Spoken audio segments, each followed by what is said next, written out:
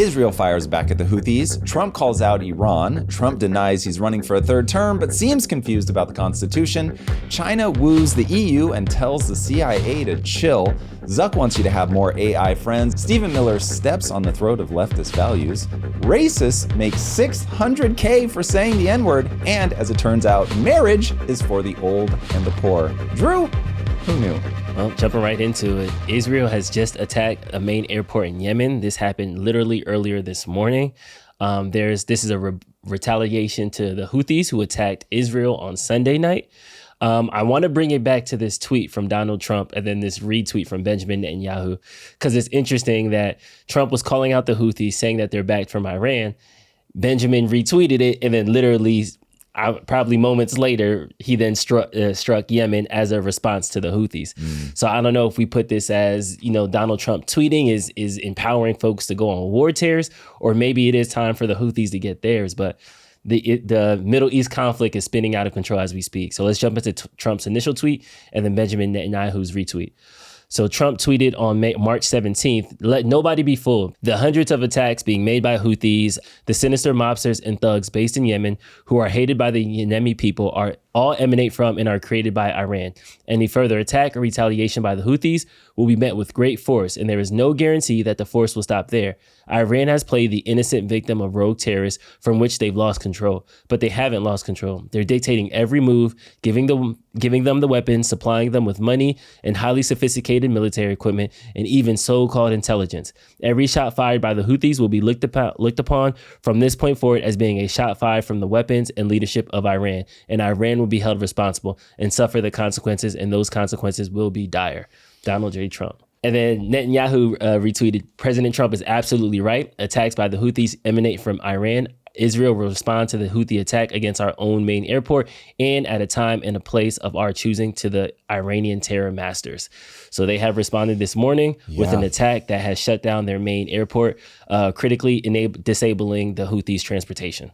All right, so the attacks on the Houthis, I think this is terrible to relegate something like this, but I don't think you're going to see a lot of escalation coming out of Yemen. But Netanyahu put in all caps, and we're going to be striking back at the Iranians. Now, a time and place that they're choosing, are they not going to do it on Iranian soil, excuse me? I have a feeling that they're going to directly attack Iran.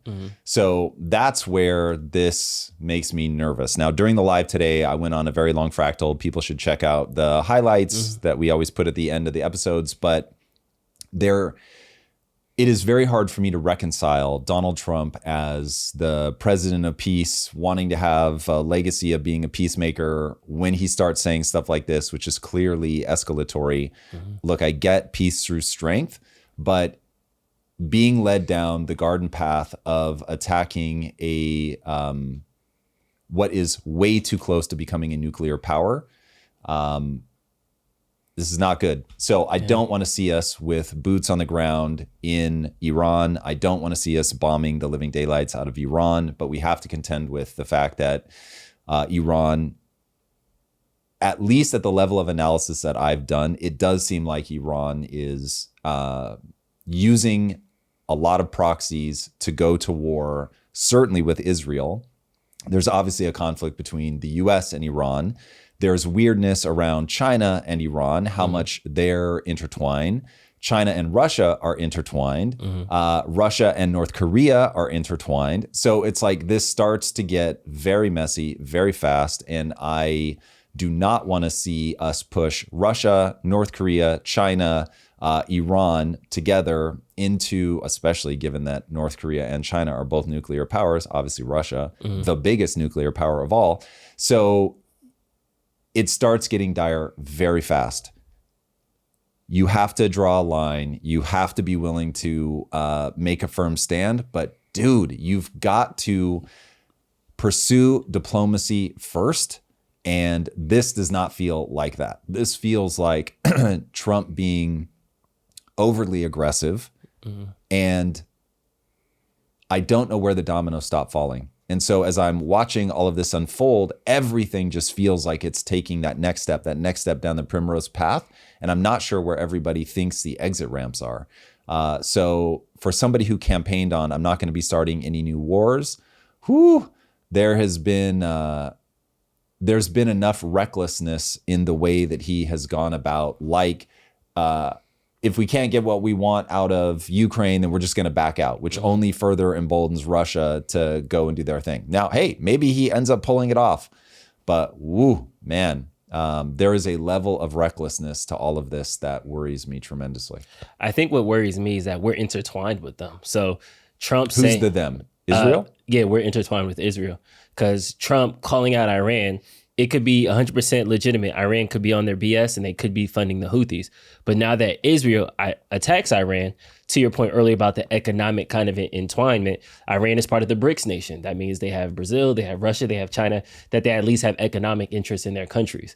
Just like we see North Korea and Chinese soldiers, allegedly from Ukraine sources, have been in Russia fighting and aiding Russian soldiers on that front. Who's to say North Korea or China won't send a couple of troops into Iran to help Israel? Then at that point, would the U.S. help Israel? To help Iran fight Israel. Yeah. Then would Israel then look at the U.S. to kind of ask us to put troops on the ground to help them? So that's where I kind of see this first domino fall that can lead to all these other things, almost like a Churchill moment where if all our allies are fighting, they're going to look at us eventually be like, hey, you got to hop in here. If Iran and all these other countries are intertwined, would the opposite happen to us? So it's an interesting it's an interesting setup right now. Yeah, I often feel like I'm being mentally terraformed to accept an escalation. And so, reading that tweet, I would much rather more details. What do you mean? Instead of the consequences are going to be dire. I get it. You're trying to scare them. But what I don't want floating around is that this could escalate to boots on the ground or a whole bunch of bombs being dropped on Iran. I just don't see how there's a kill switch to all of this. It just feels like escalation. Mm-hmm. And again, I get it. Like, you've got to have peace through strength, but boy, it can't be a known bluff. So you've got to be willing to back it up. So we've seen what he's willing to do with tariffs that may or may not play out well. I have a lot more grace to be given for economic warfare than I have for actual warfare. So if he were to do the kinetic equivalent of what he's doing with tariffs, fuck that. Yeah. So, don't love it. Yeah. Continuing on the Trump train, he's been getting some slack. First, the Trump 2028 hats dropped. So when he sat down with Meet the Press over the weekend, they asked him point blank, would he run for a third term? Are you seriously considering a third term, Mr. President, even though it's prohibited by the Constitution? Or is this about staying politically viable? I will say this. So many people want me to do it. Mm-hmm. I have never had requests so strong as that. But it's something that, to the best of my knowledge, you're not allowed to do. Mm-hmm. I don't know if that's constitutional that they're not allowing you to do it or anything else, but there are many people selling the 2028 hat. But this is not something I'm looking to do. I'm looking to have 4 great years and turn it over to somebody, ideally a great Republican to carry it forward. But I think we're going to have 4 years, and I think 4 years is plenty of time to do something really spectacular. The Constitution does prohibit it. Some of your allies are pretty serious about this, though, Mr. President. I've spoken to them. They say they are coming up with potential ways. Well, obviously, the biggest one would be a constitutional amendment. That's because they like the job I'm doing, and it's a compliment. It's really a great compliment. Has anyone approached you? You're not wrong about that. Listen, on I would vociferously campaign against it, as I don't want to see anybody running a third term. But if you can get a constitutional amendment passed, hey, that's what constitutional amendments are for. I think it is a terrible idea. I want to be very clear. I like my 2 terms, get people out. But his answer was great. People want me to do it. I take it as a compliment. It's meant as a compliment. They like the job that I'm doing. I'm here for 4 years, and then I'm going to hand it off. The part that not worries me, but the thing that I get why people are zooming in on is later in the interview, and we should pull it up, but later in the interview, she says something about the Constitution. He's like, well, I don't know about that. That's why I have lawyers. And it's like, yes, I get it. I'm glad you brought that moment up. Let's jump right into it. Talk about this, because obviously you've had a back and forth with the Supreme Court In a 9-0 decision, the Supreme Court directed your administration to facilitate the return, you've talked about this in the past, of Kilmar Abrego Garcia from a prison in El Salvador, whose deportation your administration called an administrative error.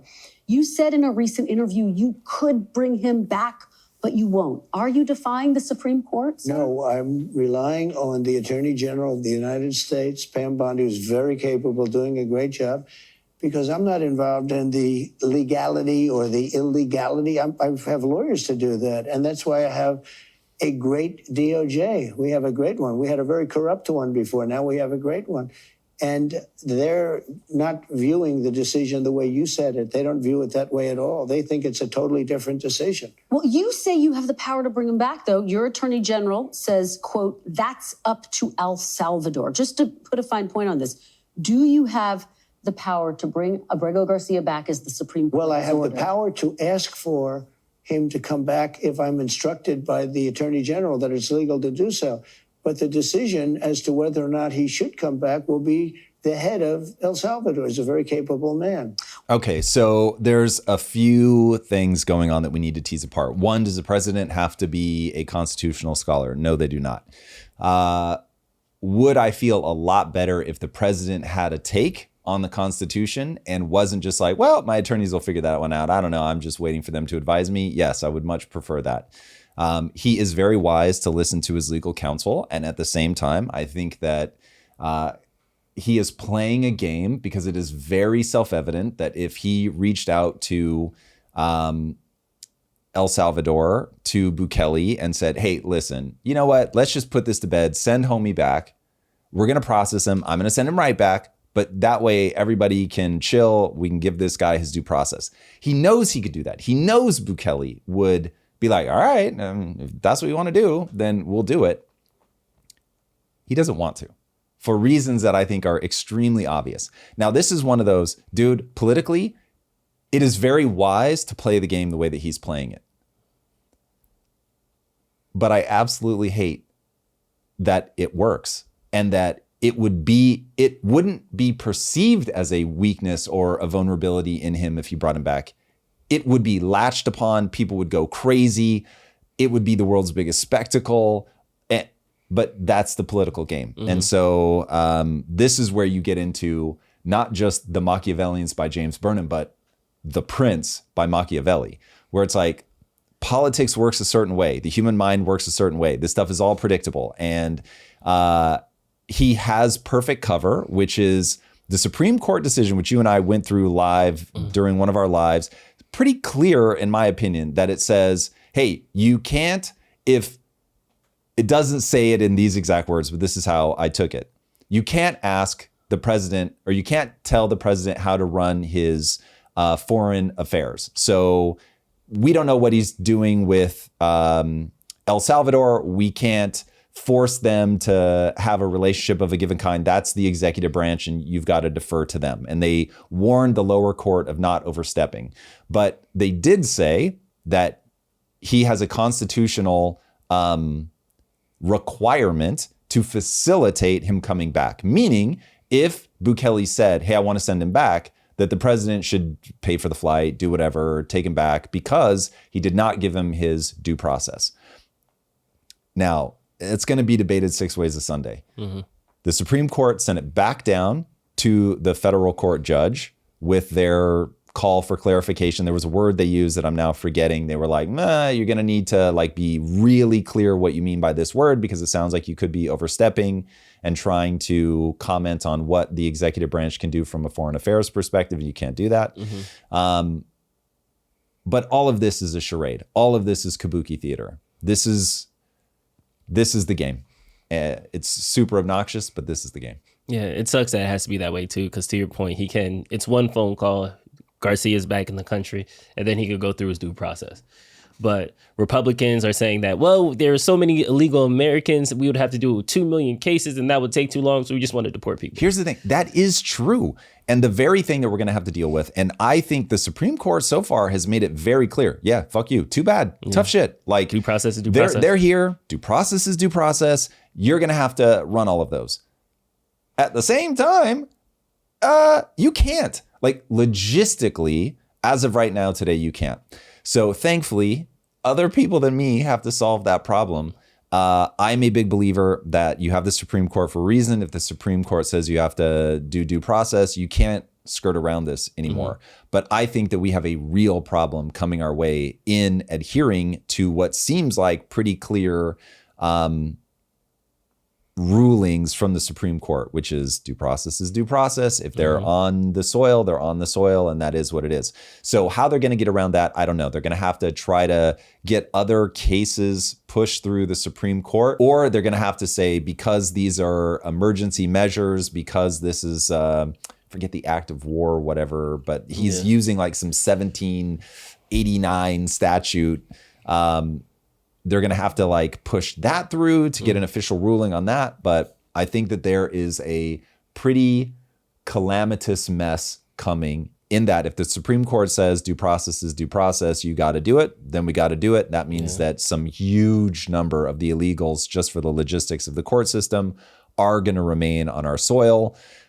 You are going to have, I think, a massive cultural problem, which these are not people that you can expect to have a high assimilation rate. Lord knows I hope I'm wrong about that. It's just a base assumption that I have, based purely on emotion and gut feel. I'm eager to hear that that isn't true. And we got people that just love America, have American values, and want to assimilate as fast as possible. Just somehow I doubt it. Yeah, it'll be interesting to see how, as a nation, we metabolize this issue. But it is absolutely insane to me that for 4 years, we just kicked the door wide open. It's bananas, man. Yeah. And I mean, that's why Trump is using every executive order, emergency clause he can use to try to deport as many people as possible to reset those scales. But the Supreme Court had a different take. So it's eager to see it, but I definitely seen in that Meet the Press interview that it was playing politics. Because when it came to the third term, thank you for it. I'm not going to do it. It's a compliment. I appreciate it. When it comes to upholding the Constitution, well, let's talk to the lawyers. That's what the AG is for. And I can kind of see him deflecting the answer versus saying the confident yes or no. Because if you would have asked him about the economy, yeah, I have the best economy and I'm the man and all these other things. And then it comes to the Constitution. Oh, well, they have to tell me how to do my job. Yeah, this is the game of politics. And I absolutely despise it. But I don't see a way around it. I don't think humans respond well to never-ending naked truth. They are so selective. They hear what they want to hear. And so if you give them the ability to latch onto something, they will latch onto it. They will browbeat you with it. They will pretend like they never did, XYZ thing. Be wildly hypocritical on both sides. And so everybody is positioning and spinning at all times. It is utterly maddening, but it is the world we live in. I don't know what to do with that, man. This is arguably the most interesting thing about being on the microphone is I don't know if the world really wants honestly, I find myself wanting to dry hump the third rail of Israel-Palestine nonstop because there is something about it where I'm like, this is the messy reality of what's going on. And I just want to talk about it endlessly, but people want to be on one side or the other. Like that's how everybody goes. I'll leave them all nameless. I listen to so many other YouTube channels and they are all just on a side and they are playing team ball and they do the craziest mental gyrations to make sure that they're always like, yeah. Like this makes sense over here. It just isn't how I think it is wise to parse the world. But people want that. They want intoxicate me with certainty, tell me what I already believe. And it just loops into these kabuki theater games. But it's what people want, Drew. Politics is kabuki theater. Give the people what they want. Let's pivot. Let's talk China. It's crazy. Let's talk China. MFA_China is slowly becoming my favorite Twitter account because whoever's running this is spicy. It's that guy and whoever's running the White House. Like the amount of troll the White House person knows how to do, MFA China knows how to do as well. Like they're going band for band. He tweeted, today marks the 50th anniversary of China-EU diplomatic ties. China and the EU are close economic partners. Bilateral trade has jumped from US $2.4 billion to $785.8 billion annually, a 300 plus fold increase. Trade on a single day now is equivalent to that of a whole year in the past. China EU accounts for over 1/3 of the global economy and more than 1/4 of the global trade. As long as China and the EU choose dialogue and cooperation, block confrontation will not occur. As long as China and the EU choose openness and win-win, economic globalization will not ebb. China and the EU, when joining heads, will lift up both sides and make for a brighter world. China welcomes the EU co-president and Ursula von der Leyen, the president of the EU Commission, to visit China for a new China-EU summit, where we will host strategic, economic, and trade, environment and climate, and digital high-level dialogues. To celebrate the anniversary starting from today, we will hold 4 high-level receptions and a series of events in economy and trade, culture, youth, sports, and academic exchange. Let's go. China, I think what Trump unintentionally did was he told the world, hey, these trade deals are bad. I want to talk about it. And he thought everybody was going to say, okay, let me get in line and talk to the US. And everybody was like, wait, our trade deals are bad. And people are starting to talk to each other now.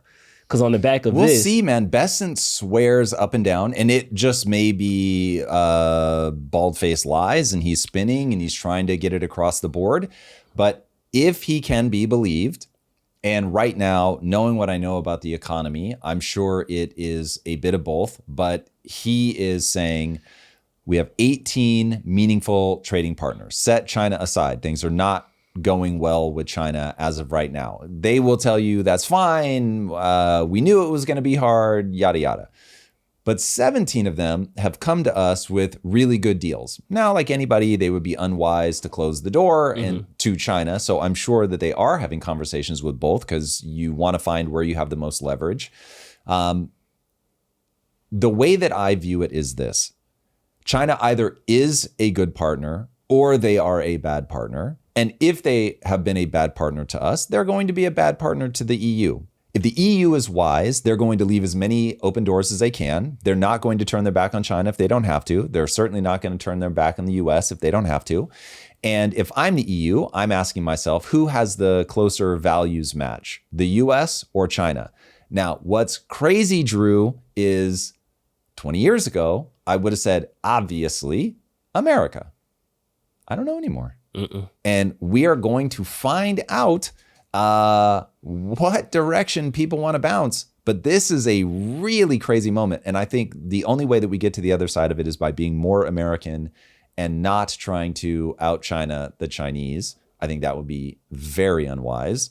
And we'll see how it shakes out. But this is going to be crazy. Man, I would just be beyond shocked if Europe looks at China and says, yeah, like you got that. I want to get hooked at the hip together, the two of us, because I trust you guys to long term. You're not going to dump cheap goods on us. You're not going to manipulate your currency, even though you're doing both of those right now.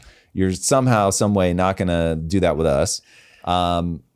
So we'll see, man. I don't know if this really is people are just so addicted to having cheap goods that they cannot see themselves, or if they are so disgusted by what Trump represents that they're just like anything but that. That's how I feel with Canada. That Canada is just like anything but that. Doesn't matter that you have, I mean, listen, I have not seen the Uyghur concentration camps with my own eyes, but bro, if they've really got people in concentration camps and you're like, well, better that. What? Yeah. But we're going to see how it plays out. So obviously, I hope that Bessent is right. I hope that we, I hope everybody chills the fuck out and gets along. I want Europe to get along with China. I want the US to get along with China. I want China to chill. I want America to chill. I want everybody to be like, you know what? Like, we see this loop play out over and over in history, and we're not going to do it. We're smarter than that. We're going to everybody's going to calm down. China may, I know that I'm being spun all the time, but they may be having their 2008 moment right now with Evergrande and all the housing and banking problems that they were having. Leftover inventory. Warehouses are look, they've got a lot of printing that they can do before they reach our problematic levels. So they are almost certainly not in as weak of a position as we are now, but they are probably in a roughly similar situation to where we were in 2008, 2009, where, okay, like we're going to have to do a lot of stimulus to keep everything going. That's not great. It's bad for the long-term part of the economy, but 2008 was almost 20 years ago. So we've been able to kick the can a long way down the road. So they've got a lot of road to kick said can down. So we'll see how this plays out, but fingers crossed we get these trade deals done. And it is as Besant represents that we can isolate China enough that we can restabilize things in a way that is beneficial to the US. But I have a feeling that this is all a part of the managed decline. And the reality is that there is no unwinding this, Drew. That is my big fear. We'll get back to the show in a moment, but first I want to talk about building wealth. Crypto ownership surged by 40% last year, but the real opportunity isn't just owning crypto, it's putting it in your retirement accounts. The problem is most financial institutions are moving at a glacial pace to offer this option. That's where iTrust Capital comes in. They've cracked the code on making crypto investing simple, secure, and most importantly, tax advantaged. iTrust Capital has built a system that's incredibly easy to use, backed by bank-level security and designed specifically for retirement accounts. You don't need to be a tech wizard or crypto expert to get started, just someone who wants to potentially supercharge their retirement strategy. Visit itrustcapital.com/impact and use code IMPACT when you sign up to fund your account to get a $100 bonus. Again, that's itrustcapital.com/impact and use code IMPACT. And for any financial professionals listening, iTrust Capital is now selectively partnering with forward-thinking institutions to bring this technology to your clients. If that's you, email partnerships@itrustcapital.com to learn more. This is a paid advertisement. And now, let's get back to the show. So while MFA China was talking positively about the EU-China relations, they were talking spicy about the CIA. They tweeted, the CIA posted videos on social media to recruit Chinese personnel. This is yet another solid confession of CIA's theft of other countries' classified information, interference in their internal affairs, and subversion of their governments, which severely breaches international law and basic norms of international relations and threatens global security and stability. In addition to smearing and attacking China, the U.S. blatantly attempts to coax Chinese personnel, even government officials, into being CIA informants. This is a serious political provocation and gravely undermines China's national interests. China strongly condemns CIA's behavior. We will do whatever is necessary to push back overseas infiltration and sabotage and defends China's sovereignty, security, and development interests. People need to read about China before they get too hysterical about that tweet. Admittedly, this is what countries do. So every country, up, down, left, right, B, A, select, start, they all do it. I remember Bustamante said French have like the most infamous spies. Yeah, I think about that every time I talk about French are the ones? Yeah. But yeah. So listen, the CIA does really bad shit, 100%, including trying to recruit Chinese people. But guess what the Chinese do? Same thing.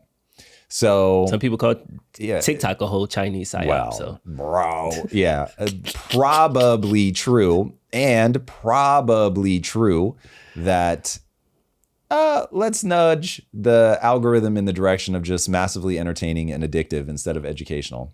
So yeah, it is I'm reading a book about China right now called The Long Game, which I definitely highly encourage people to read. It's fascinating, one, because the cultures are just so different. The frame of reference is so different. But how long they think down the road is really pretty spectacular. Yeah. We shall see.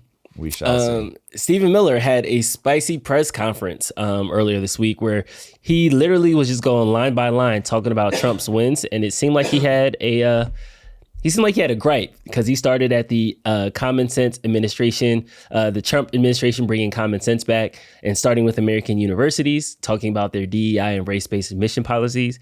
He talked about Title IX and the equity in gender roles in sports. He talked about indoctrination and CRT. This was pretty much like a November like hot button issue of just like CRT, trans issues, Harvard, DEI, and I feel like he was just hitting all the check boxes. This guy's disagreeability quotient is off the charts. I have a feeling he loves to argue. Absolutely. He chooses violence every time he speaks. Literally every time he speaks. Every time. The cultural reversal that we are appearing to have right now, because this is going to lead us into our next topic with like the Shiloh? the Shiloh and the N-word thing. It's like there is this change in the culture when President Trump came into office. Whether you say it's good or bad, it depends where you fall on your political line. I think it's a little more, there was a change in culture and that brought you Trump.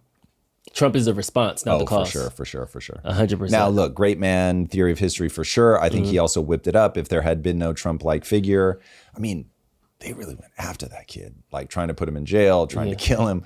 Like they really tried to get Trump. And I think that would break most people. So, all right, is he a once in a generation? I don't know. But he's certainly not growing on trees. But I think he is better interpreted as a symptom and not a cause. Universities across this country are in plain and direct violation of the Supreme Court's ruling that affirmative action, as in racial quotas and set-asides, are illegal. Students must be admitted to universities on a color-blind basis. But we have demonstrated through clear evidence that our university system, including our medical schools, and perhaps particularly our medical schools, are engaging in race-based discrimination, racial set-asides, racial quota schemes, and other efforts to evade the Supreme Court's ruling, and again, the plain text of federal statute. So universities are on notice, and universities are already facing the financial consequences of their noncompliance with federal law. The clearest example that we're all familiar with, of course, being Harvard, which is engaged in repeat, systemic, and sustained violations of federal civil rights law. I am the exact opposite of Stephen Miller in terms of my disagreeability quotient. I do not find myself choosing violence all the time. I have to admit, I was completely blindsided by woke. I didn't see it coming. I had no warm-up. It was literally BLM riots started happening, and I was like, what the fuck is going on? I was so heads down building. The only glimmer I got of it, which was right before, it probably would have been 2019, like late 2019, was when I had the writer's room in the comics, and I wrote a character who said, don't be a pussy. And they're like, you can't say that. I'm like, what do you mean? They're like, you can't say don't be a pussy. I'm like, I don't understand. And I was legitimately like, the villain is saying this. So I'm like, but this isn't the guy you root for. Yeah. This is the guy, like, he's giving you the cues that he's a bad person. And they were like, no, you can't say it. I'm sorry, you can't make those sounds? I was shocked. Yeah. And so I was like, okay, I don't know. It did not make my radar that it was like a societal movement. And then whatever, 5 months later, this all pops off and I'm like, what is this phenomenon? And then, another one. I was saying retarded like all the time. And because I grew up in the fucking 80s, bro. That's like our jam. Yeah. And somebody said, this was like really early on in me being on YouTube. It's probably like year 3. And somebody was like, I don't think Tom knows you can't say the R word anymore. And so my team was like, hey, and I was like, I couldn't process it. So those were like, I guess now looking back, those are my like 2 beats of like the R word and then nobody can say don't be a pussy. But yeah, I got completely caught off guard. So I have to admit, I have a feeling the right is now going to swing way too hard in the opposite direction, as evidenced by what we're going to talk about with Shiloh. But at the same time, it was well out of hand on the left. Like that was crazy town. And have you seen what's going on at the University of Washington?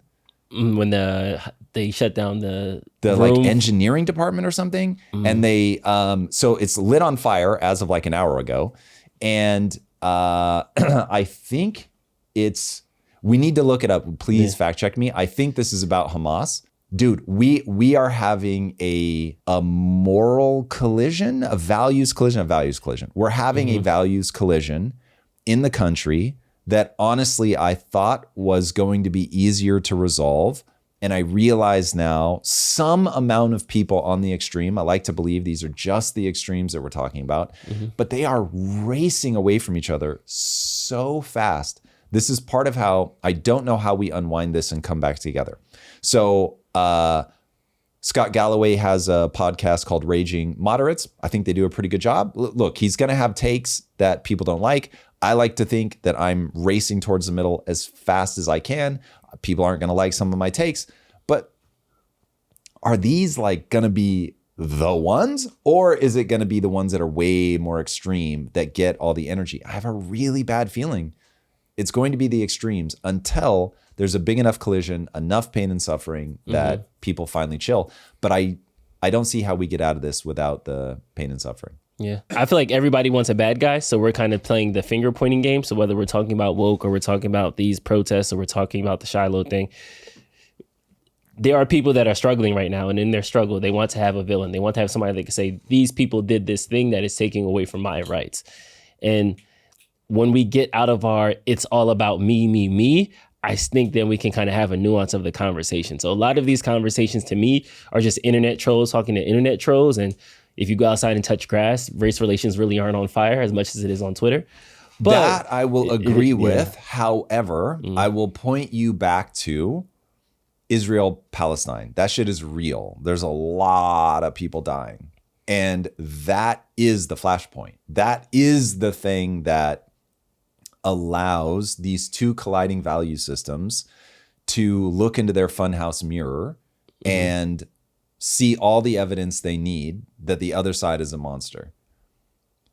So it isn't make-believe. Like, there is something in the human psyche that is baked in, that's as deep as it gets.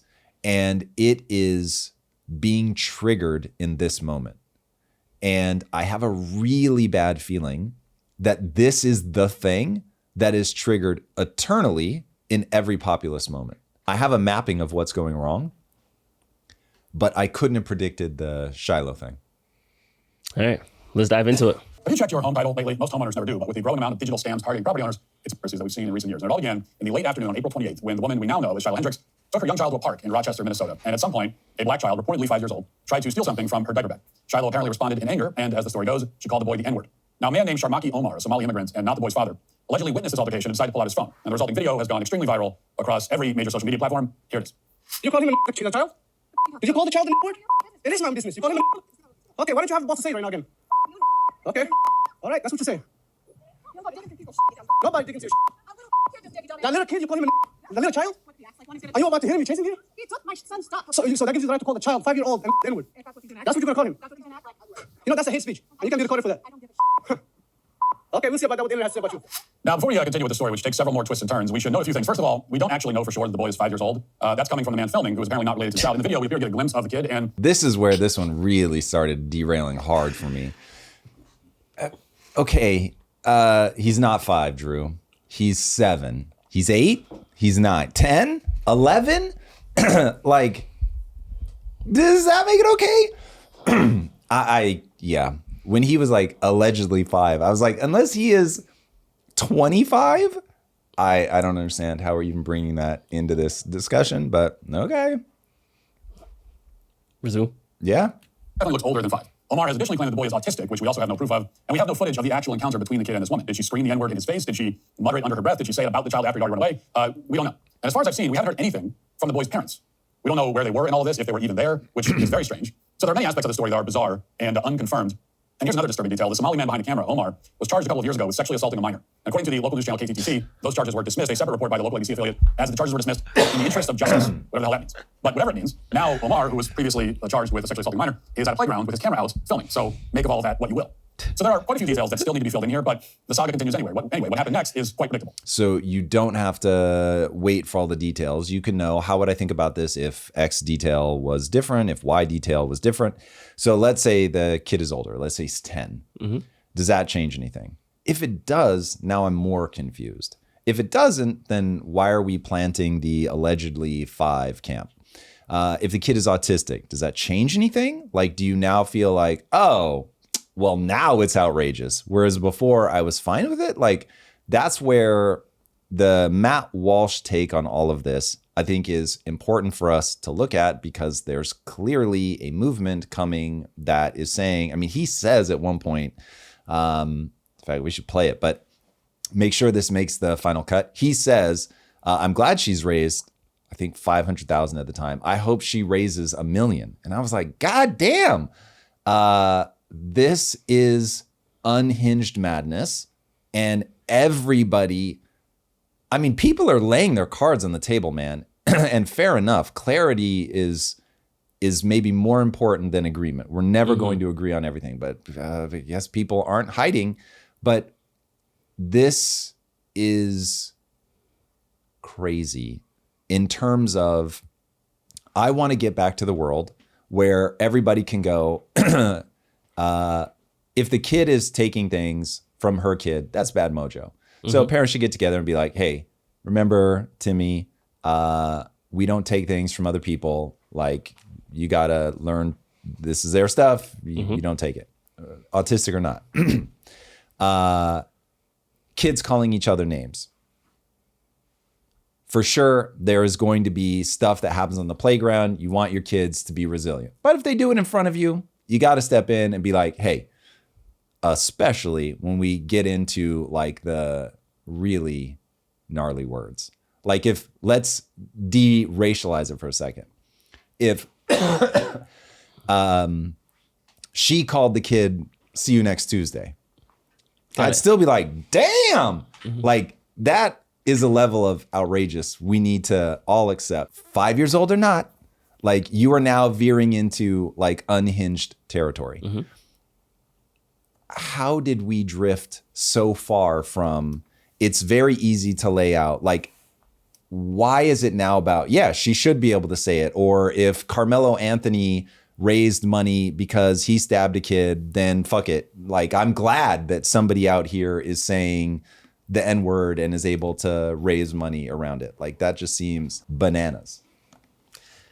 Yeah, this case is funny to me because sometimes you just have to be quiet and let people show you who they are. We had a conversation about race a couple weeks ago on this chat, and a lot of people in the chat were telling me how racism isn't like a thing. Like we shouldn't highlight it. It shouldn't be talked about, and things should just evaporate. And all the adults in the room, like, yeah, I grew up in my life. I had black friends. We're not racist. Racism isn't gone. And then we hear about a story where a 5-year-old, 6-year-old, if you let Matt Walsh tell it, he's 37. But however old this kid is, was called the N-word. So if this kid ignored it, never talked about race, lived in this race-free utopia that we all think we live in, he is now reminded at 5 years old his place in society from this specific person. That doesn't make it true. This person doesn't control his life. He should have he has all the resources and rights and things to live a prosperous life. But at 5 years old, he's now involved in this racially charged issue. Whereas this woman is 37, however old she is, and she's probably going to be one of those people, I'm not racist. I lived my whole life. I had black friends and da-da-da-da-da-da-da. So it's one of those things to me that it's like, the fact that this is a story, the same way that this Carmelo Anthony thing is a story, the fact that George Zimmerman was a grown man following a 14-year-old and killed him, that became a story. All these stories are just showing us that we might not be as healed as we think we are. And there's countless examples of people not talking about it, people not being anything, and then it gets on the internet and GoFundMes are created and hundreds of thousands of dollars are generated. And to me, we talked about movies earlier. They're not going to do anything that doesn't get like, where the money goes, that's where the culture goes. That's what's going to be more profitable. That's what's going to happen again.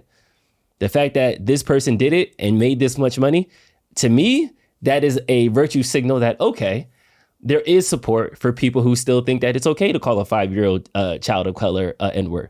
And those people are now going to be empowered, whether it's empowered from their keyboards, in their basements, in their incel life, or whether they're heads of other people at managers and they can fire and hire and do all these predatory things that have other consequences. There is now a community that supports them, that say that we see you and we think that this is a thing. And I just sit back and laugh at it, because I think this is something that we all want to talk about. We all want it to go away. We all think we live in this post-race utopia. And then something like this happens and it reminds us, nah, we're still in that same place. It's interesting. So my take on it goes something like this. I think that Morgan Freeman is right. If you stop talking about it, it lessens over time. It's not going to go away. Just like if, I mean, I don't know about you, but being on the playground around a bunch of other white kids, you immediately go to, hey, big ears, hey, fatso. Gay just got thrown around every which way but loose, and not just gay. Yeah. So no N-words though. Kids growing up for me, no, but kids people are going to pick the most hurtful thing humanly possible. So whatever that thing is, that's going to be what they hurl at you. I don't think we live in a post-racial society, but I feel like it is moving in the wrong fucking direction because people are obsessively focused on it, talking about it. Do you feel like it's going in the right direction or the wrong direction? I feel like we're in the same place we were. So just static. This is nothing has changed. Because we're not having honest conversations about it. We keep lying to ourselves in one direction or the other. 2020 happened. That was the first time a group of people said, hey guys, it's kind of fucked up how this has been happening. We should talk about it. And everybody changed their profile picture to black. Aunt Jemima got fired. We sent out a bunch of nice tweets. And 5 years later, we have a little 5-year-old getting called a slur, and they're the bad guy.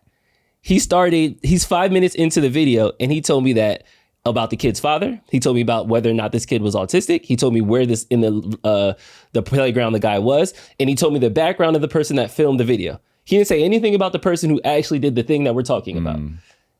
That's not an accident, if you ask me.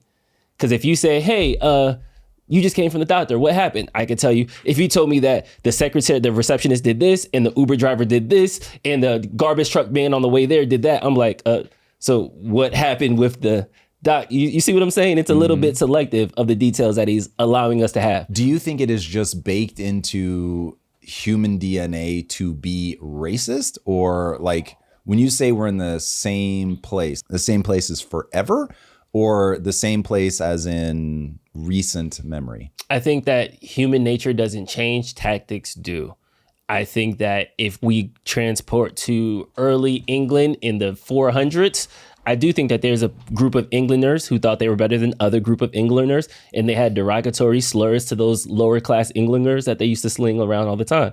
So by no means, regardless of race. So I think it's human nature to hierarchy yourself above other people, and you think that you're better than, and all these other things. So I'm not saying that there's ever going to be a time in society where we're all equal. It's going to be some utopia, AI or not, abundance or not, tax the rich or not. There's always going to be haves and have-nots, and those people that have will talk about the people that have not. The have-nots that become a haves are then going to disrespect their have-nots and try to assimilate. There's all these things that are always going to be there. However, it's just disingenuous to me where we hear that we should stop talking about race, or if we should do a meritocracy, or we should do all these other things. What was her meritocracy for raising $500,000? The only thing she did was use a racial slur. It's like already at 600 and climbing. And this is just them virtue signaling that, yes, you can do that. That's cool. I got your back. Don't let them tell you what to do. I got you. That is a sign of support. And those same people that are doing that were dunking on the family that was supporting Carmelo, who are claiming self-defense at what happened. If you think it's self-defense or not, that doesn't matter to me. Argue with yourself in the comments. But when people rallied around Carmelo, that was a problem. Let's take it back even more. When George Zimmerman was following a kid home, and then that was self-defense, that was cool. They rallied around George Zimmerman. I could keep giving you names after names, decades after decades, years after years. This thing that is going away or not a big deal, or it was fine back then. It wasn't fine in the 90s. Rodney King got his ass beat in the 90s. But we just didn't have social media. So we seen it once. We reacted for 3 weeks and then we moved on. Where now we're seeing it every 5 weeks in a different state, in a different society, in a different locale. And people that don't have to see it choose not to. And people who do have to see it get reminded. So even this little boy who's 5 years old, who never did anything probably racist in their life, they were reminded that race relations exist at 5. Okay, so when you look at modern life, I don't know what other phrase to use. It's like we had a blanket of don't talk about it over a just bed covered in bed bugs. And having a blanket over the bed bugs does not mean there are no bed bugs. And now social media is just like, it's a constant looking under the sheet. And now we see the bed bugs everywhere. But this is status quo for bed bugs. Yeah. They've been biting us this whole time. I fucking hate that take. It's probably true, but I really I'm gonna give you a book. It's called The Color of Law, and it shows how this is gonna be a buzzword. They're gonna hate me for this. Institutionally, there has been racist practices that have been built in that are fundamental at like, let's shape this neighborhood. But wait, how can we make it good for us and bad for them? and then the policies are then enacted. I don't think that that's still the case now. I think that this is the freest a person has ever been in society ever. However, there's still a bunch of Shiloh Hendrickses out there, so we're still going to be reminded of our ugly past. Yeah. What a time to be alive. I love America. I'm Well, happy but to be if here. you really believe that this is the best time, it's like, okay, this is a shitty thing for sure, but at least we're, from an institutional perspective, moving in the right direction. The question is, can you actually alter the human heart, or is there an algorithm placed so deeply that says tribe, us versus them, and it's just so easy, especially in moments of stress, to just tribe up on what I see? The thing is, though, we're not trying to address the root problem of it, though. If somebody was like, Say the root problem in a single sentence. racism is bad. Some people don't believe that. Some people don't believe racism itself is bad. No, they think it's justified. It's not bad because let's start for an example, right? Let's just go right at the heart of it, right? Black people are the criminals, so they deserve to be called criminals. They're supposed to be treated as second-class citizens. Some people are like, yep, look at the statistics. They'll throw me statistics. They'll throw jail stats at me. They'll throw dad stats at me. They'll throw all these stats at me, and that will justify their You actions. say dad stats? Single father households. Got it. Got it. So there's all these stats that will justify, see, I am right. And they're kind of going and running away. So it's the same thing like with Israel, Palestine. Everybody's going to throw a bunch of stats at, well, they moved here, and they did this, and they did this. So see, we're right. It's a string of logic that connects, that lets them know, okay, how I feel about this person is justified. So if we don't even know what the problem is, we can't even solve the problem. And when somebody cries foul, they then say, oh, you're just calling racism. Racism is now, what's that word that like, it's a light that doesn't really matter. It's not a valid criticism anymore as soon as you introduce that word. So then the conversation shifts. It's no longer about the problem that we need to fix. It's, oh, you use the racism word. Oh, okay. You probably think everything is racist. You probably think and then they start to go and switch the argument and kind of change the debate. Where if we could But do you think you can change the human heart? So your hypothesis, let me ask, is your hypothesis that everyone is racist? My hypothesis is that human nature dictates class in our hearts. We think that there are people we're better than, and we think that people that we are not better than. Yes. Okay. So I think that everybody has those hierarchies in their heart, regardless of race, class, all that. Some people, it's if you're rich, you're cool with me. If you're poor, don't touch me. Some people, if you're white, you're cool with me. If you're black, don't touch me. There's For all these some different reason, things. when I say tribe up, that doesn't land for you. I mean, we can say tribe up. That's fine. Okay. So it does make sense. Okay. Mm-hmm. Do you think, though, that ever goes away? The tribe goes away. I think the tribe can change classifications. I totally agree. But I if think that's what's race happening. is just a thing that we loop on, because I have an algorithm in my brain that says us versus them, and that will change depending on circumstance, whatever. But I have an algorithm that says I am constantly grouping the world into safe, not safe, us versus them, in versus out, all of that. Would it then be impossible to eradicate racism? I don't think it's impossible. But again, I think we need to actually have the conversation about what constitutes racism, what constitutes prejudice. Some of the things that people call racism are just prejudices. Some things that people constitute racism are just assholes. And then there are some things that are legitimately racist. So I think that there's a scale and there's a range in all these things. Do I think Matt Walsh is racist? No. Him and Candace Owens get along fine. He has plenty of black friends. All those things. But I think Matt Walsh doesn't care about the betterment of those people as a whole in society. I think he cares about his people as a betterment of whole as a society. That doesn't make him racist. So I have a nuanced take with it because I know me arguing with somebody who doesn't care about my skin, who doesn't care about me because of my skin, you're not worth my conversation. So I'm not going to let you ruin my day. I'm not going to let you dictate how I raise my daughter. I'm not going to make you ruin how I spend my Friday nights. I'm not going to get enraged. I'm not taking the bait. I'm not joining your race war. I'm not marching for you. I'm sorry, bro. Like, I'm good. I'm going to live my life. However, I can still call a spade when I recognize it. So that's why this whole thing is funny, because they want to talk about cancel culture. They want to talk about it as all these other things. But this whole pride that is wrapped around Shiloh Hendricks is rooted on somebody getting called the N-word. And if this can make you that happy, you got some other shit in your life you need to work out. And that's between you and God and whatever you do on the weekends. So Very interesting. I agree with you that in the human heart lurks the algorithm to group us, them, in, out, et cetera, et cetera. And so I don't know that you can ever get rid of racism, but I really feel strongly that the way that people talk about it will dial that up or down. And no one's going to be able to crawl inside my heart to see if the following statement is true. But being raised in the MLK like afterglow of like, hey, we don't judge people by the color of their skin, but by the content of their character. Like that was just ringing in your head like all the time. And so listen, do I expect anybody to rank this as bona fides? No, I do not. But I big brothered for a black kid for 8.5 years. Like, why does that make you laugh? Because I feel like that's like a indicator that like I believe what I just said, but that if I said I raised a white kid for a couple years so I can't be racist, does that help my argument? Yes. Okay. I don't even understand the frame of reference that, because to me he was in group, not out group. And so what I'm saying is I'm not saying that I'm not capable of drawing that line. I'm drawing that line all the time. I'm just saying that because of the way that I was raised, my first inclination is not that race makes in or out. Got it. That when you spend that much time with somebody, they're such a fully realized human in your mind that the in-group, out-group thing, he was in group. Yeah. So because of that, race just wasn't a big glowing orb in my mind. And living in LA for the last 30 years, it's like, I mean, you're going to be around Mexicans, nonstop violence.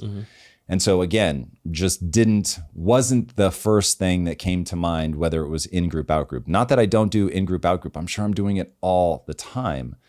But I'm just saying like that really felt texturally different. Like that, the MLK afterglow, I don't know what else to call it.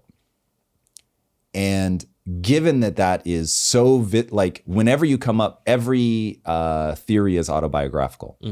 So the things that you live, when you try to describe them, you're going to describe the things that you've been through. So for me, just having it on repeat that you don't judge people by the color of their skin, you judge them by the content of their character. It really does get inside your head. And somewhere along the way that became passé. And I remember the first time I heard that people like Booker T. Washington was looked at askance, I was like, what? Like, again, I don't understand. I don't know when that became where his legacy, his way of being was looked at funny. I don't know. I haven't looked closely enough at it. Can I ask you a question on that? Yeah. So do you believe like in the MLK afterglow, to you, it just was always, it wasn't a thing? Do you think that there are experiences of people in America that might have been different or opposite? Sure. Gotcha. I am not saying that racism doesn't exist. And I'm sure as fuck, I am very sad to report that I'm not surprised that there are people that love that they can wield that word like a weapon against a child. That's so crazy to me. That's out of pocket in the extreme. That he does 22 minutes trying to explain why it's a good thing that she's able to raise 600,000 and he hopes she raises more. Like, this is nuts to me. I look at, you've heard me say this a gazillion times, you're having a biological experience. Okay, so I have a biological algorithm running in my brain that says there are people that are in my group and there are people that are out of my group. And I'm like, okay, I need to be wary of that. If I were going to say my argument in a single sentence in the way that you so eloquently did before, I would say that you become what you repeat. And if you repeat that people should be judged by the content of their character and not their skin, you actually do that. And if you repeat that race is all that matters, then that's what will be true. And so I'm just saying, when I picked my head up in 2020 and realized people were saying race is all that matters, everything needs to be viewed through the lens of race, I was like, what the fuck? Like, if you start repeating that, that's all people are going to fucking see. And so I'm just saying it felt way more unifying, which is an expansive feeling, not a contractive feeling. Like everything about this is contractive. It makes me feel like people are doing this. Yeah. I fucking hate everything about that. And when I think back to my mom just beating in my head that MLK was a hero, that people should never be judged by what they look like on the outside, that it's what's inside that matters. And because she repeated that over and over and over, the culture repeated that over and over and over, I repeated that over and over and over, it felt real. And I can feel those bonds. Like I now am hyper aware of like, oh, I'm interacting with a world that's racial. It just doesn't feel as good. Anyway, again, not saying that racism didn't exist this whole fucking time. Clearly it did. I'm not saying that the history of slavery does not continue to echo today. It does. I'm on Morgan Freeman's team with repeating the idea that the lens through which to view life is race is going to make that the lens through which we see everything. And I don't think that's going to go anywhere good. Makes the world smile, like you said. It's a contractive view. Yes. Good way to put it. Word. I'm not even going to give this context, chat. I want you guys to kind of check it out and we'll watch this together. But Zuckerberg is doing it again and introducing personalized AI friends to complement your real ones. I think as the personalization loop kicks in and the AI just starts to get to know you better and better, I think that will just be really compelling. One thing just from working on social media for a long time is there's the stat that I always think is crazy. The average American, I think it's fewer than 3 friends. 3 people that they'd consider friends. And the average person has demand for meaningfully more. I think it's like 15 friends or something, right? I guess there's probably some point where you're like, all right, I'm just too busy. I can't deal with more people. But the average person wants more connection than they have.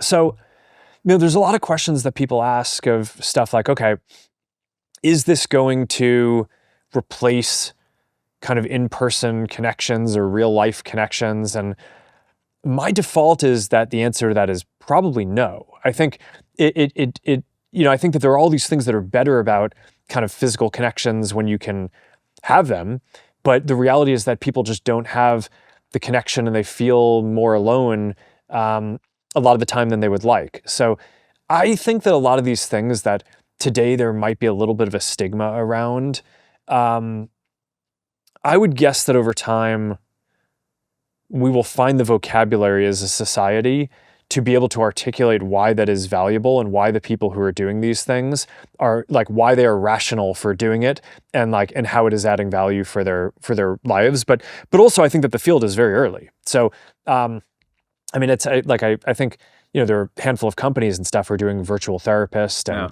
there's like virtual girlfriend type stuff, but it's very early. Virtual therapists, virtual girlfriends, I feel like those are things that we kind of seen on the first iteration of this. AI friends, like that seems like dead internet theory times 1,000. Like that's warning us about that. Like, what's your take on AI social media friends? Like, I guess it's just gonna be people that comment on your stuff, people that people that you could DM stuff to. Like that's I think it'll be a little bit different than that. So I have just a completely unhinged take on AI. So I understand. I actually have deep empathy for people who think I'm out of my mind with AI stuff. So because I don't have an addictive personality, none of this stuff scares me for my usage. If I had kids, though, I'd probably be way more worried about it. I think this is super powerful. I think if people know how to put it in a box, it's going to be incredible in that I've never had a creative partner more enjoyable to work with than AI. So just from I feel the way that I want to feel in my life, it's really been extraordinary. But just like I believe that people need pushback, you need to be chased by a lion, you need friction in your life, you need the tension between right and left, Marriage works partly because you have somebody looking at you like you're out of your mind for something, and they make their best case for why you shouldn't do it that way, and you have to compromise. So I fully understand if the only people in my life, people in quotes, were AI, it would derange very fast because they're not able to hold that tension. They tell me what I want to hear. But there are aspects of my life where that's really wonderful. If I have the ability to have good taste. So when Impact Theory first started doing comics, I hired a writer's room because I was like, I don't scale. I have to run this company. And so I'm going to just accept that my life isn't going to be about actually click-clacking on a keyboard. It's not going to be directing movies. It's going to be running the studio. And I was perfectly fine with that. Brought in writers and found the whole experience just devastating. I was so frustrated because I found that I was constantly having to compromise on the story that I wanted to tell. Now, partly that was the structure of I had to be able to walk out of the room and know that it was still being written. So if I were the lead writer, then it might have been very different and I could just tell people, fall in line, go execute on this thing. But one of the lessons you learn as a CEO very quickly is if you want people to actually do good work, you don't turn them into a pair of hands. So you create the space to get the best out of them, and then you let them create. And so as a writer, though, I found that really maddening because all of the stories were stories that I had come up with, and they were losing the thing that made me fall in love with the story, as it became this sort of horse by committee. So look, fully admitting that some of that was the setup of the way that I was running the room. Amazing things have come out of writers' rooms. I don't want to deny that. Yeah. But I found it a very frustrating endeavor. And so working with AI, all of that goes away. I've got somebody that I know is a yes man. Cool. So knowing that I can't count on them to check my bad ideas, but I can count on them whenever I get stuck to come up with ideas or to see something that I'm missing. And oh my God, has that been powerful. So when I look at that and I think, oh, this is going to get smarter, this is going to be like a friend, I hope, in that it can hold that tension, that I can give it its own personality, its own wants, that I can now create that dynamic tension. I think it could be extraordinary. I think that AI will understand things about us that we won't understand about ourselves. And I don't know where the line will ultimately be between, do I need sort of fallible humans? Is there something lost? My default assumption is there is something lost when you're not in the messiness of just what humans are like. But admittedly, when I really stretch this out over a long enough timeline, call it 100 years, people live inside virtual worlds. Period. Full Ready Player One. Ready Player One is real world. Yeah. I pop into a virtual world. I'm saying in 100 years, you live in a virtual world. So I don't even unplug anymore. Correct. Full Matrix pods. Full Matrix pods. It will just be so much more interesting. And then the question, the real thing is how much of this becomes truly virtual humans? I don't know. But probably a lot. Because the end game, from your perspective, is that it's we're going to end up becoming some type of 50-50 collaborative organism where you will pass through a 50-50 collaborative organism on your way to something completely synthetic. That's crazy. Some people will opt out of it though. So it's going to bifurcate. You're going to have people living on Mars. You're going to have people living under the oceans. You're going to have people living in the forest that don't want anything to do with technology. You're going to have people that become completely digital. I hear it. I see it. I feel like there's certain things that just can't be replaced. But at the same time, we see it now. There's people who are chronically online. There's influencers. I remember my first job, I was at a company and there was this influencer, huge following. She didn't know how to have regular conversations. Like I would talk to her and she would be like, yeah. And like it was, she was gang. It was like, she couldn't like sit in the room, have like a intimate person to person conversation. It was always kind of sort of like, well, you know, I'm not trying not to like identify her by like trying to like voice her or nothing, but it's like it would always come back to like a, hey guys, today we're going to like, it's almost like she was talking in third person. That would be like the equivalent. Mm-hmm. So we're seeing people who are having their social skills broken down. So I guess maybe over 100 years, I could see it going to zero. We're just completely, I don't know, but there's the touch grass in me is like, nah, we're going to have to unplug. We're going to have to turn off the TV.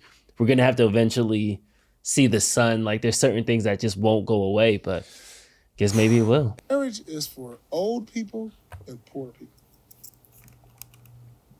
Okay, so let's get into that. Why? Because when you broke, our parents, like my moms and all them, they married on a merit of like, okay, we're going to put our incomes together, have all these kids, and then when our kids, we have 5, 10 kids back in the 60s, all them, about 5, 10 kids, so they can work and bring income. Yeah. So you poor, so you married for that. And now when you get old, somebody got to be by your side to take care of you. Outside of that, it's no advantage to a man. What does it do for a man when things go south? Like, we going to have to give up half our this, pay child support, pay, but it's only advantageous to a woman. Like, it's real talk. But what if you meet a woman and you're like, wow, she's a gem, she's valuable, she's everything, and I want to lock her down in marriage? I don't want to lock no woman down. We can be cool.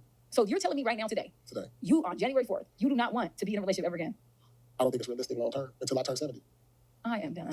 I've never been more done with it. I'm 47 right now until I turn 70. That's the only realistic part I see is because we both old. We ain't out in the streets. We at home watching TV. You go take me to the hospital. I'm gonna take you to the hospital. That's it. This is a level of sadness that is hard to convey. Finding a significant other that you can go through life with is honestly, man, I'm not saying that it's easy, but I am saying it is the greatest thing that life has to offer you. There is quite literally nothing better. And that people have turned this into that it's for poor people and old people. That shit makes me so sad. He's a divorcee with 3 kids in a Hugh Hefner robe, talking about I'll never get married till I'm 70. So I think it's an L take. I think this whole battle on marriage and everybody needs to just be single and sexually liberated, that's going to be the key to happiness. It's going to just lead to a bunch of people sad and lonely when they get older. And I'm not saying that it's like women need to do it before they're 30 because they're eggs. Like I'm not just putting it on women. I think men are going to be sad and lonely too. We have a loneliness epidemic because of that. Like this is not the way to have a prosperous functioning society if not having family. It's all a pleasure shared is a pleasure doubled. Yeah. I always thought that quote was so simple and so spot on. And as somebody running the experiment, what does it look like to really share your life with somebody? It's dope. Like it's compromise and it can be difficult at times. There's no doubt. It takes energy. It takes focus. But the rewards that you get are unbelievable. There is, speaking of biological experience and there are algorithms buried inside your brain, there is something in us that aches to be seen by another. And to be able to come together with that person and have them better you and push you and to go through life together. Oh man, it is unbelievably rewarding. But we're going to get what we incentivize. And so if we incentivize people getting paid to say the N-word, well, you're going to hear it a lot more, aren't you, Drew? And if you incentivize people to get clout by being single or to run up a huge tally of bodies, then that's what people are going to do. But if you incentivize, not demand, not mandate, but if you incentivize people finding each other, sharing a life together, you're going to get that. So going back to expansive feelings versus contracting, it's so expansive to find somebody that you love, that loves you back. It's worth the effort, man. It's worth the effort, but you have to like be a little cheesy. Like you have to allow yourself to go to that place, to be vulnerable, to put yourself in a position where you could be hurt. Now you've got to be able to read people because look, there are bad people in the world. I get it. But man, the second you can build some confidence that you can filter out the bad people and you can find somebody that really wants good things for you, it's dope. And can you extend that yourself? Like that's a big question. If you can, and you can filter out, It's amazing. I think you nailed it. I think it's a lack of vulnerability. Like for some reason, everybody wants to be tough and cool and hard exterior, but that's just, to me, it's a front. Like you're letting go of so many benefits in order to protect your scared inner child. Like you have to be vulnerable. That's the key to the actual true human connection. And I feel like we've seen this movie before. A rich guy in his house by himself. Like that money's not gonna keep you warm. When you get sick in the hospital, that money ain't gonna take care of you. Like what are we? You know what I mean? Like it's a also Drew getting married just because she's hot. Don't get me wrong. Yeah. I have enjoyed every day with my wife being attractive. It's awesome. And when we were young, I enjoyed all the things that young has to offer. But man, the thought of trading her in for a new model is crazy to me. It is not that I don't find the young models attractive. They're attractive. There is an algorithm in my brain that squeezes hard when you see an attractive woman in her mid-20s. Bro, that's always going to be captivating. But compared to sharing a life with somebody, not so much. Yeah. It's the little things, man. It's the little things. All right, that's all I got. If you guys aren't already joining us for the lives, you should be. They are Tuesday, Thursday, and Friday at 6 a.m. Pacific time. And here is a clip from today's live. Yeah, this is really, this is very serious, Drew, in terms of where this kind of thing could end up. I don't know how to reconcile the Trump who wants to be seen as a peacemaker and the Trump who is very aggressively giving Iran no off-ramp.